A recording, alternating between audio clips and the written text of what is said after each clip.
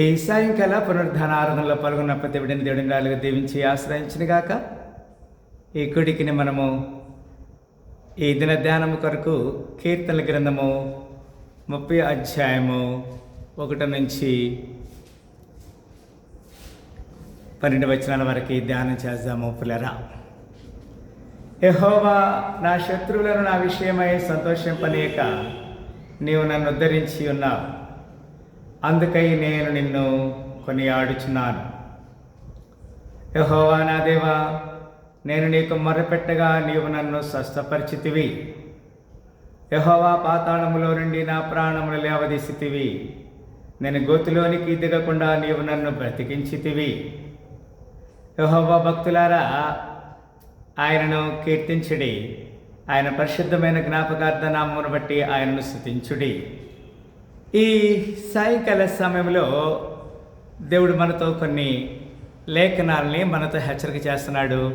ప్రియులరా, దేవునికి లేకపోతే దేవుని యొక్క పరిశుద్ధ నామాన్ని మనము కొనియాడాలని దేవుడు కోరుకుంటున్నాడు.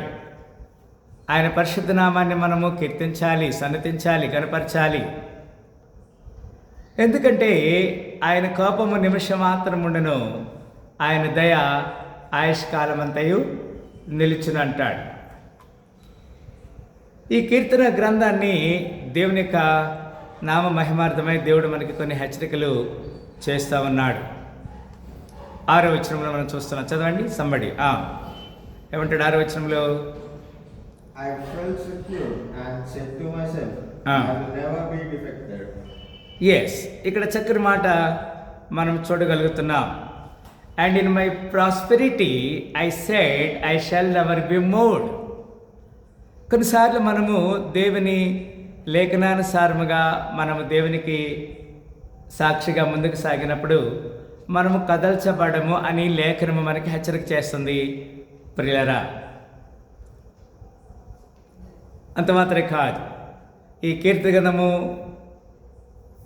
5వ వచనం 6వ వచనంలో ఈ మాట తెలియజేస్తున్నాం. దాంట్లో 2 మాటలు మనం చూస్తున్నాం. 6వ వచనంలో ఇక్కడ ఏమంటాడంటే, యోబు గ్రంథము 29వ అధ్యాయము 18, 19, 20 ఈ విధంగా వ్రాయబడినది. యోబు గ్రంథము 29వ అధ్యాయం, యోబు 29 చదువుతున్నాం పిల్లరా. జోబ్ చాప్టర్ 29 వర్స్ 18 చదువుతున్నాం. ఇక్కడ ఏమంటాడంటే 18 వచ్చలో, అప్పుడు నేను ఇట్లంటుకుంటుని, నా గుడి యొద్దనే నేను చచ్చెదను, హంసవలే నేను దీర్ఘాయుగలవాడనవుదును. 19 వచ్చు, నా వ్రేళ్ళు చుట్టూ నీళ్లు వ్యాపించును, మంచు నా కొమ్ముల మీద నిలుచును. జోబ్ 29, 18, 19, 20 20 వచ్చిన చదువుతున్నా. నాకు ఎడతగని ఘనత కలుగును, నా చేతిలో నా విల్లు ఎప్పటికీ బలముగా ఉండును. మనము కదల్చబడము, దేవుడు మనకి తోడుగా ఉంటాడు. God is with us. As long as he is with us we never move. మనము కదలటానికి ఏమాత్రం కూడా అవకాశం లేదు. ప్రియులారా, యెషయా గ్రంథంలో 47వ అధ్యాయము, యెషయా గ్రంథము 47వ అధ్యాయము 27వ వచనంలో ఈ విధంగా వ్రాయబడింది. యెషయా గ్రంథము 47వ అధ్యాయము 7వ వచనంలో ఈ విధంగా వ్రాయబడినది. పిల్లరా, ఇక్కడ ఏం చెప్తాడంటే 47:7లో మనం చదువుతున్నాం,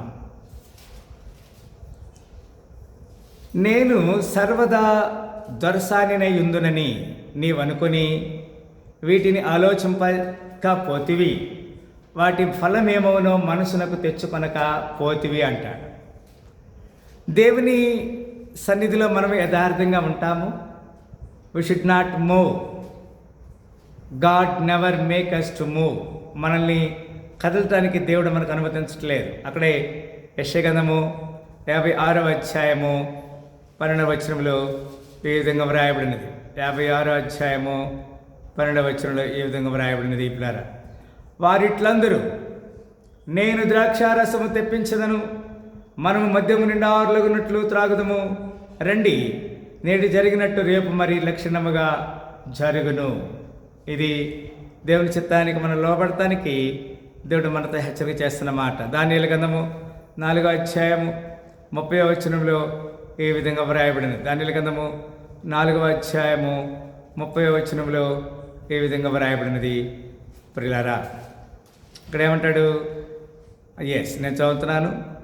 రాజు బబులోనును, ఈ మహావిశాల పట్టణము నా బలాధికారమును నా ప్రభావ ఘనతను కనపరచుటకై నా రాజధాని నగరమును నేను కట్టించినది కదా అని తనలో తాను అనుకున్నాను. When he is boosting, the king speak and said, is not this great Babylon that I have built for the house of the kingdom by the might of my power and for the honor of my majesty. When this Nebuchadnezzar boasting himself, he was taken away into the wilderness. ఆయన అడవిలోనికి తీసుకెళ్ళబడ్డాడు కదండి. రాజు నోట ఈ మాట ఉండగా ఆకాశం నుండి ఒక శబ్దం వచ్చిన ఏదనగా రాజు నెబుకద్నెజరు, ఇదే నీకు ప్రకటన, నీ రాజ్యము నీ యొద్ద నుండి తొలగిపోయాను. తమ యొద్ద నుండి మనుషులు నిన్ను తరిమెదరు. నీవు అడవి జంతువుల మధ్య నివాసం చేయొచ్చు, పశువుల వలె గడ్డి మేసెదవు. సర్వోన్నతులకు దేవుడు మానవ రాజ్యం పైన అధికారి అయ్యుండి తాను ఎవరిని దాన్ని అనుగ్రహింపని చేయించుకొనో వానికి అనుగ్రహించునని నీవు తెలుసుకున్న వరకు 7 కాలంలో నీకు ఇలాగ జరుగునని చెప్పాను. ఈ మాటని మనం గమనించాలి పిల్లరా. దేవుని లేఖనానుసారమైన ఈ సత్యము దేవుడు మనకు అనుమతించాడు. మన జీవితంలో నెమ్మది, సమాధానము, శాంతి జరుగుతుంది. తిరిగి మనము కీర్తన గ్రంథము 30వ అధ్యాయం 7వ వచనం చదువుతున్నాను. యెహోవా దయ కలిగి నీవే నా పర్వతను సిద్ధపరిచితివి. నీ ముఖమును నీవు దాచుకున్నప్పుడు నేను కలత చెందితిని. యెహోవా నీకేం మొర్రపెట్టిందని నా ప్రభును బతిమాలుకొంటిని. నేను గోతిలోనికి దిగిన ఎడల నా ప్రాణమన్న ఏవి లాభము? మన్ను నిన్ను స్తుతించునా, నీ సత్యమును గూర్చి అది వివరించునా. యెహోవా ఆలకింపము, నన్ను కరుణింపము. యెహోవా నాకు సహాయుడవయ్యుందు. నా ప్రాణమౌనముగా ఉండక నిన్ను కీర్తించినట్లు నా అంగలార్పు నీవు నాట్యముగా మార్చి ఉన్నావు. నీవు నా గోనె పట్ట విడిపించి సంతోషవస్త్రమును ధరింపచేస్తున్నావు. యెహోవా నా దేవా, నిత్యము నేను నిన్ను స్తుతించదు. దేవుడు మనల్ని తన నిత్యరాజ్యానికి వారసులుగా చేయటానికి మనకి గోనె పట్టని విడిపించి మనకి ఉల్లాస వస్త్రాన్ని ధరింపచేస్తున్నాడు. మనము దేవుని చిత్తానికి లోబడాలి అనేది దేవుని ఏర్పాట్లో భాగం పిల్లలు. అందుకే ఈ 30వ అధ్యాయము 12వ వచనంలో మనం చూసినట్లయితే అక్కడ అంటాడు కదా, నీవు నా గోనె పట్టను విడిపించి సంతోష వస్త్రము నన్ను ధరింపచేస్తున్నావు. యెహోవా నా దేవా, నిత్యము నేను నిన్ను స్తుతించదని అంటాడు. As long as we live we just can praise God. దేవునికి కృతజ్ఞతలు, థ్యాంక్స్ చెప్పాలి. It is God's preplan. God really expecting us to do. It is marvellous. ఆయన యొక్క మహోన్నతమైనటువంటి నామాన్ని కొనియాడదాం. ఆయన చేసినటువంటి యొక్క గొప్పతనాన్ని మనం కీర్తిస్తాం. అలాంటి కృపల దేవుడు నుండిగా దీవించి ఆస్వాదించను గాక. ఆమె తల వంచుకున్నట్లయితే ప్రార్థన చేస్తాం. స్తోత్రములు, ప్రేమగల తండ్రి, ఈ సాయంకాల సమయంలో మీ లేఖనం ద్వారా మీరు మమ్మల్ని హెచ్చరిక చేస్తున్నారు. సత్యములు అధిక మనం నడిపించి సర్వసత్యాన్ని అనుసరింపు సహాయించమని, ఈ దినదీవుల్లో ఆశ్రవందనింపు సహాయించమని మనం తగ్గించుకొని వినామని చూస్తూ యేసు శక్తుల నామంలో మిక్కిలి నిమిత్తం వేడుకను స్తుతించి ప్రార్థన చేస్తున్నాము తండ్రి. Amen, amen, amen. హల్లెలూయా.